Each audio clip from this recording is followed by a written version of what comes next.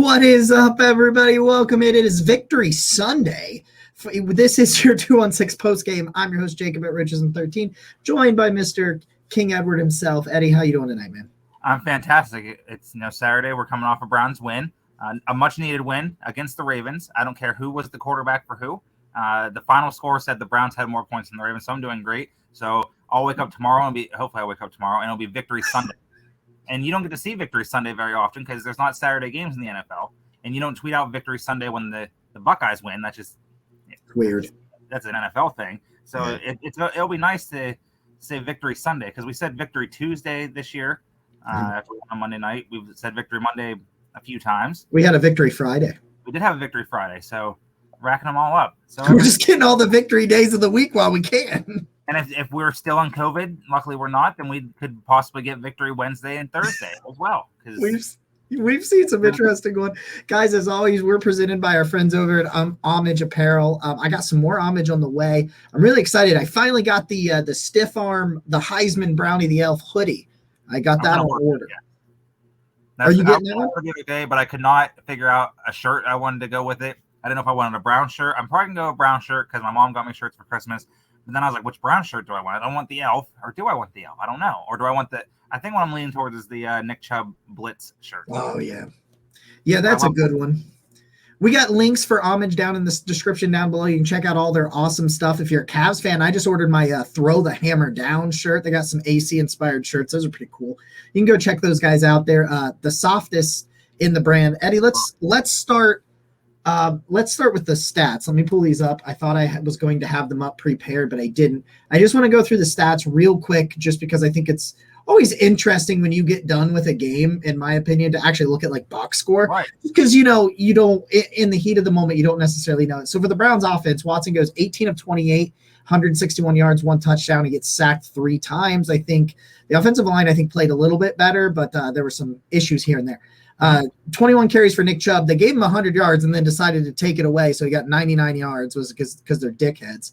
Kareem gets 4 for 24, 6 for 22 from Watson, including that 17-yard scramble straight up the middle on third down. And that is a highlight play of why you got him for things like that. Jacoby gets 3 yards on the quarterback sneak. He was hyped as hell about that. That was awesome. That was awesome. Mike Woods loses 5 yards on that really weird. Watson should have just thrown it at his feet, but whatever. So he gets that. Amari, 4 catches, 58 yards on 6 targets, 4 catches, 31 yards and a touchdown on 4 targets for DPJ, 3 catches for 28 yards for Njoku. Dalen Baldwin had 2 back-to-back really nice plays. That was crazy. 2 for 25, 2 for 7 for Bryant, 1 for 5 for Felton, 1 for 4 for Woods, 1 for 3 for Nick Chubb. I'm sorry, for Kareem Hunt.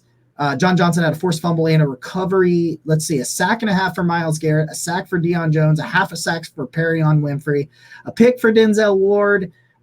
York goes 2 of 4 on field goals, 1 of 1 on extra points. Bajorquez kicks 3 punts, 51.7, long of a 70-yard punt in this game. So when you look at the numbers, Eddie, what do you think stands out the most for you in this game? The 13 being better than the 3. That's first and foremost. But what really sticks out is Denzel Ward. He had 3 tackles, had the pick, 2 pass deflections. We said before we came on air that's probably his best game of the season. And it's funny because you wrote earlier that maybe the Browns were maybe they shouldn't have signed him to the contract, and which you had. It was valid. It's a valid thing, and of course, and I'm glad that like when we write for Dog Pound Daily, so go check us out there. Obviously, when we write for that, we can say something like that, and then a week later, or not even a week later. And it's like 5 days later. Yeah. Like, oh, hey, he had a pick. And so that stood out to me a lot. Miles closed the game out a little bit with I thought he was solo on the sack. I didn't realize it was 1.5, but basically 2. So 1.5. Solo on the 1. And then the very next play, him and Perrion met. I thought he had him at first. Like when I first saw it, I didn't see anything from that. So that stood out to me too. John Johnson's number stood out to me, but Donovan Peoples-Jones continues to impress me. I know that you guys, part of the Network 216, just did a roundtable on him. I don't even know where to plug that. I don't even remember where. It's on Amari's. Go find Amari McPherson on Twitter, and then you can check that out. I'm also going to be writing my Donovan Peoples-Jones this week. I don't know if it's going to be a single thing or if it's going to be a thing that I'm going to group together. I haven't decided yet, but Oh, I read that wrong earlier, but he had 4 for 31 in the touchdown. Mhm. It was Cooper that had the 58. I said that Yeah, wrong. yeah. So, but that stood out to me because the touchdown that he scored was a play that Watson was looking at all the reads, and he was open the whole time. And then, okay, not there. And then, all right, I'm going to dump it off to you. And then DPJ made a good play and walked in the end zone. So that stood out to me, which, of course, we had to point out that the Browns are now undefeated still with Nick Chubb getting 20-plus carries. They did not run it 20 straight times to start the game. Sorry, Randy, they did not do that for us. But another glaring number for me is Cade York. He was 2 of 4 on field goals, and the first field goal he just missed. Like his first miss was just bad. The second one, I don't know what he did wrong there. He's done that, like he's knuckleballed that like 2 or 3 times this year. I don't know if it's because of the snow or how bad the wind was there or what. That's something that's going to need to be addressed. But he is a rookie. I know we all thought he was going to be this Justin Tucker, Phil Dawson kicker for us because I was big on the hype train. I was too. I know we thought that, but at the same time, he is a rookie. Kickers usually mature, as Joel Cade, another Dog Pound Daily writer, said in our group chat today, that they mature in their 20s, and he hates kickers. He does hate kickers. So that stood out to me. It's just like we have these games. But on the flip side, Justin Tucker missed the field goal to end the half. I think that was the whole turning point of the entire game right there, honestly. And then he had one blocked. I could not believe that we had blocked a field goal. Like it makes no sense that we did it. I'm glad we did it. So those are some of the numbers that stick out to me. The Watson thing, 161 yards, had 10 incompletions. Okay. Yeah. Cool. And he looked more comfortable. He looked up to NFL game speed for the most part. Maybe he's at like 75, 80, 85 game speed. And then maybe next week, now that he has this on a third game under his belt, he'll get a little bit more. We'll see. But those are the numbers that stood out to me. He gets to be at home again next week. Now, New Orleans, like Baltimore, is struggling offensively, but has a pretty good defense. So he's going to face another good defense at home with New Orleans next Saturday. So we've got another opportunity next week for a victory Sunday, which is interesting. So this is for me, I think we talked, you and I, on the post game last week, kind of about the playoffs pretty much being gone. And obviously they're still hanging on, but I saw what they need next week to happen. And I don't think they might get everything they need this week to happen, but I'm not sure about next week. But we'll see. The NFL was a crazy thing. There was a 29-point collapse earlier today. So 33, it was 33-0 at halftime. Yeah. And then it was 36-7, and then it was 39-36 at the end. So yeah, that was so much fun. That was my favorite game. But one thing I've been looking at, and you and I have talked about this, and everybody's talking about it, is these final 4 games going into today was, let's see what Watson can do. Let's see if, because some people want to fire Stefanski. Let's see if he actually deserves it. But let's see if he actually deserves it. Things like that. And so for me, I wanted to see the evolution of this offense. I also wanted to see if this defense that at times has been embarrassing in terms of effort levels, I wanted to see if they had some pride and could come together. And they did today. I don't care if it's a backup quarterback. He's still an NFL quarterback. He's still an NFL quarterback who's won games. So I don't give a shit. But including last week. So you're looking at Watson today. And in Houston, they struggled to drive the football at all. Today, I felt like they drove the football, but struggled to finish. Right.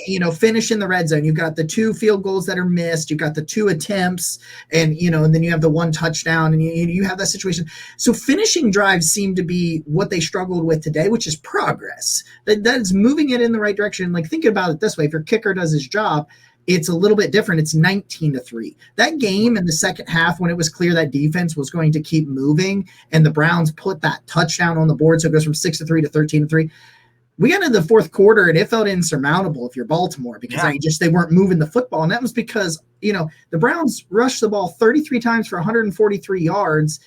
That includes that weird flip to Michael Woods that loses 5 yards. So if you take that away, it's 32 for 148. They get, over 4 yards a carry. Their long was only 18, but Watson had a 17. You're starting to see it. DPJ lined up as a running back in this game. Kevin is opening the playbook. We're starting to see these wrinkles. I saw a perfect RPO, and it was Mike Woods' 1 catch What was it for like 3 yards, 4 yards? And I know it doesn't get the first down, but you saw a perfect example of what this RPO does. He was about to hand it off. I mean, he's about to hand it off. He looks at what he's seeing in front of him, looks over. Woods has got enough separation, pulls it, throws it 4 yards. I mean, that's the sort of thing that you're trying to do. And instead of running for 1 yard or no gain or a loss, he pulls it, he throws the thing. So you're starting to see this offense evolve. You're starting to see reasons why people like us are telling you that Kevin Stefanski is going to get a year next year with Deshaun Watson, regardless of how this turns out. Some people, well, what if he goes 0-4? Well, fuck you, because that's not happening. Right. But, we're looking at all these things. And before, I'm going to throw it back over to you. But before I do that, I want to say one thing. Justin Tucker always kills us. I enjoyed tonight. Fuck you. That was awesome. Even though it cost me in my fantasy playoff matchup, I don't care about that because the Browns won. A buddy of mine earlier was asking if he should start Trevor Lawrence over Tua. And I was like, well, I'm riding with Tua. He got me to my playoffs. It was the 4 or 5 seed, whatever I am, my own league that I run. And I was like, I couldn't start Watson. And then he's like, who does Watson play? I was like, he plays Baltimore right after this game right here. And we were talking about that game. Mm-hmm. And I rolled with Tua. And I'm glad I did because Watson had an okay game, but not good enough for fantasy. And I know Tua, this isn't a Dolphin show. Maybe one day we'll get to that. But the red zone numbers 1 of 4. They got the touchdown. York missed 2 field goals, and the refs missed a pass interference call on Njoku in the back of the end zone on the first time when York made the field goal. And that's a call they make like 9 times out of 10 in the NFL, and for whatever reason. And to give the refs credit, the game was like called tightly, so there was no really outrageous penalties. Like I don't think I said one time that wow, that's a penalty. Are you kidding me? I don't think I said that one time. It was just a good. There was penalty. There was 3 penalties for 25 yards for the Ravens, 3 penalties for 32 yards for the Browns. So it's pretty even. Let them play. Let them play. They did that. But yeah, this is a great win. So first, Stefanski. Mm-hmm. Everyone is bitching every time that he does anything. Going for it on 4th and 1. Going for it on 4th and 2. Going for it on 4th and goal instead of taking the points. But when they do take the points, we should have just went for it. Shut up. So I ran. Who was it that tweeted? Somebody tweeted that out. Was that you that I saw tweet that out? I didn't tweet it. I think I quote tweeted it. And I quote tweeted Daniel Bryan's fickle. If anyone watches wrestling, Daniel Bryan had a great heel run in WWE a few years ago. But it was Chris Easterling. Fans booing the decision to put Jacoby Brissett in for 4th and 1 sneak. Of course they cheer when he gets it. Why would you cheer that? Like, why would you boo that? Why would you boo that? That's exactly what that is. Outside of last week when he threw the ball instead of. And they clamored, why did he throw it, not sneak it? And then you booed when they did it. Exactly. So with Stefanski, yes, I think he gets another year. And I did something. I took a play out of Chop's book. For those of you who are on Brown's Twitter, you know who Chops is. He's been running this poll for a few weeks, and I just was so happy after this win. And I was like, yeah, Kevin had a lot of good plays. That Njoku play, I love that play call. It didn't execute, and that's what a lot of his plays come down to, execution. On some of these 4th and 1s that, Brissett got stopped earlier this year, or Chubb or Hunt or whoever it was that got stopped, or someone dropped a pass, if they execute, Stefanski's this genius doing it with a backup quarterback. That's what we hear all the time from everyone. But now when they don't execute, what's he doing? This is bullshit. Blah, blah. Okay, shut up. So I ran that poll earlier, and so far there's 179 votes. 23% said yes, he should be fired, and 77% said no. I was like, all right, that seems good to me. Don't you love how one singular game swings so much in fan perception? Right, and it just goes back. Even earlier this week, people were like, he should be fired, and if he's not doing it, blah, blah, blah. And I do this out of pettiness because I do have a podcast Wednesday nights, Network 216 YouTube channel, which I might be shut down for the rest of the year for the holidays coming up. I haven't decided yet, but I'll decide that by Monday or Tuesday. But anyway, regardless, I tweeted out almost every game. Every time the defense makes a good play, and they played their asses off today, I tweet out, hire Joe Woods. And I tweeted that out twice. I actually tweeted out 3 times. Tweeted out twice, hire Joe Woods right before the end of the half when Tucker missed the field goal. Hire Joe Woods another time. I think when Denzel got the pick. And then hire Joe Woods and Mike Prefer when they got the block of Tucker. And I was like, and no one took the bait. I'm a little mad that they didn't take the bait. Our site editor, site expert over at Dog Pundit, me and him have been saying we would love if the Browns ran it back with Prefer and Woods next year, just to see Twitter implode. Browns Twitter. Yeah. No, you're right, because I've had that conversation. Yeah, and I've had that conversation with Randy too. He's like, what happens? And I'm like, dude, stop. That I'm would like, be hilarious to me. And another thing I wanted to say, sort of about this game, and I'm not sure. Like I said, I'm not a guy that's like, oh, they're in zone or they're in cover 2, they're in man. I can see that certain things, and but I saw a story the other day. I forget who tweeted or who shared it. I think it was Jared Mueller actually. The Browns have been better in zone defense this year than they have in man. And that takes a lot of talking points from people on Twitter and saying, oh, they need to do more man-to-man. But they don't know what they're talking about. They don't even know what they're looking at. Correct. And then today we saw like 2 instances of where the zone, Mark Andrews found a hole the one time. Maybe I think it might have been him twice. The one time it was John Johnson that made the play on him and they dropped the ball. But sometimes the tight ends, especially good ones like him, notice to run 5, 6, 7 yards, turn around. Okay, I'm here. Give me that. And you can't really stop that all the time. But the defense played out of their minds today. Joe Woods has called, I think, incredible games for the past month and a half, maybe 2 months. They haven't won all those games, and obviously there's some big plays that led up, and towards the end of the third quarter they had the big plays that led up. But that all doesn't come out on Joe Woods. It comes down to the players and the execution. And Myles Garrett said something about that earlier this week, and then flipped like the playoff talking to him becoming defensive player of the year and sack leader and stuff. Okay, I don't need to hear that shit. I hope you get it. I hope that you do get it, because I said that you would not get it. I said that fan predictions that won't come true. He will not get it. And I hope he does. I hope he shuts me the hell up and we go to the playoffs and he sacks everyone there and we go on to win a Super Bowl. But the defense played out of their minds today. I don't care if it was Tyler Huntley, Lamar Jackson, because if you think about it, when we played the Ravens the last time in week 7, Lamar Jackson completed 9 passes for 121 yards and didn't score. And the rushing of the Ravens is what ultimately did us in, because they held the ball for almost the final 9 minutes of that game. So the defense played extremely well today. They've been banged up for a while, but they played great. I can't get over how, and I don't care about the offense not scoring that much, as long as we have more points than the other team when the clock hits triple zeros in the fourth. I don't care. Like the Texans' offense was dog shit, and they got carried by 2 defensive scores and a special team score. I love it. You've got an opportunity now with New Orleans, Washington, and Pittsburgh. If you can put the icing on the cake to have your second winning season in 3 years. And you can say all you want about the regression of Kevin Stefanski. You can talk all you want about, well, you only got it in the COVID bubble year. You say all you want. I'll see you potentially, what is that, January 7th or 8th, depending on when that game it actually ends up locking in for Pittsburgh. I'll see you guys there in the middle of January, and we'll have this conversation about the regression of Kevin Stefanski. When you know what my thing was?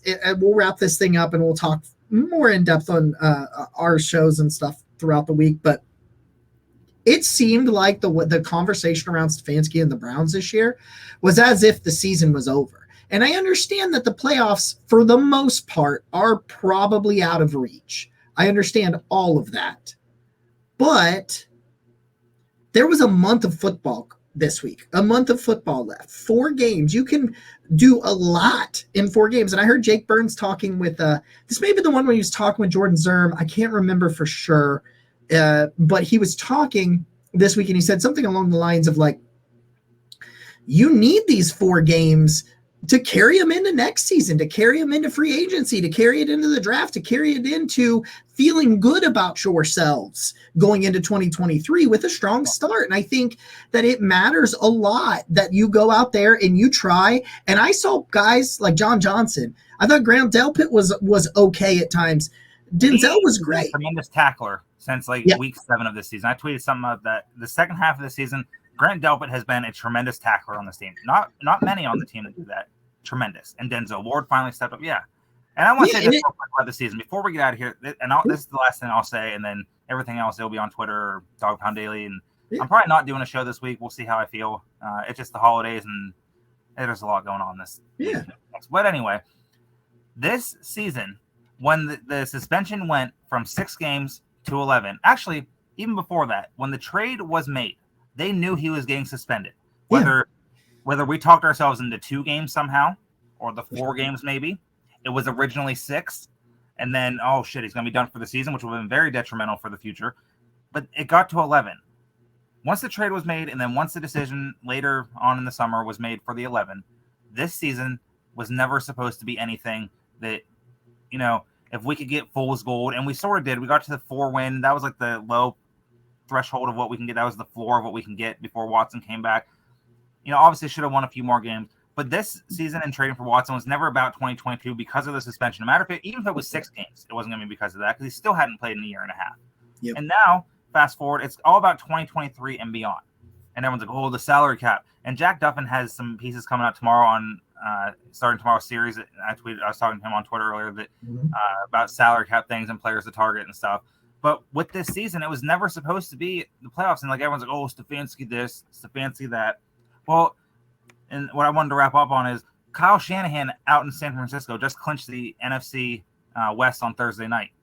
And he has had 3 out of 4 seasons of the past few seasons that were dog shit. And no one, I'm sure in San Francisco Twitter bubble, everyone's like, fire him, we need someone else. But for the national landscape, from what we see from over here on the eastern part of the United States, and when I see national heads talking about, why would you give up on him? Why would you give up on Stefanski? Because he's been a winning coach for the most part. He wins 3 He has a winning record. If he wins 3 more games, he has 2 winning seasons in 3 years. Not many coaches that come in, win enough games to make the playoffs and get the team to the playoffs for the first time in so many years, win a playoff game when he's not even the damn coach. He's sitting in his basement watching the game like all of us at home because he has COVID. And then, the next year, if Baker Mayfield doesn't have regression and he doesn't have that injury, we might be talking about 3 winning seasons in 3 years. In only 6 games with really talented quarterback play. Anyway, and not even that talented for those 6 games because he had taken all that time off. We got to think of that. I'm going to wrap this thing up here right now, guys. It is Sunday. Tonight I'm recording a podcast with the Browns Wire managing editor, Corey Kinnan, on defensive tackle prospects. So another draft show coming for you. It'll come probably Monday morning, probably 8 a.m. around Monday morning. We'll drop that. Tuesday, the Yard Dogs will be live at 7. Nick and I will be back for the Barking Browns at 8. Wednesday on Monday as well. Huh? Or the Scarlet and Gray on Monday. Yeah. Yeah. I think you missed Dude, it. I am so bad about that. I always forget about it, but I watch it. I watch think the reason that is because the Buckeyes aren't playing for another 2 weeks. Yeah. So that's probably what it is. Because there's times that I'll forget shows. I have to literally go to our network page and be like, okay, well, there's this show on this day. And these 2 shows on this day, my show, this show on Wednesday. And now I don't think we have anything Thursday as of right now, but I think, Guardians podcast is coming soon. I don't know how soon, but I want to say this too about Homage. We were talking about it earlier. If you were watching this Sunday, no matter what time it is Sunday, they have a sale, buy one, get one 40% off. Make sure to find one of our links on Twitter and check that out. They liked the tweet earlier that, that I promoted it. Get yourself a hoodie, get yourself 2 hoodies, get yourself a couple shirts. I don't care what you get. Just get it because it's comfortable. You can get this and we can be twins. NFL Jam, Myles Garrett, Nick Chubb. I think you have that shirt. I think 3 other members of the network have this shirt. Yeah. Let's get it going. And guys, we appreciate your time. Thanks again for giving some of your time to us. We will see you guys again next time. As always, go Browns. Go Browns.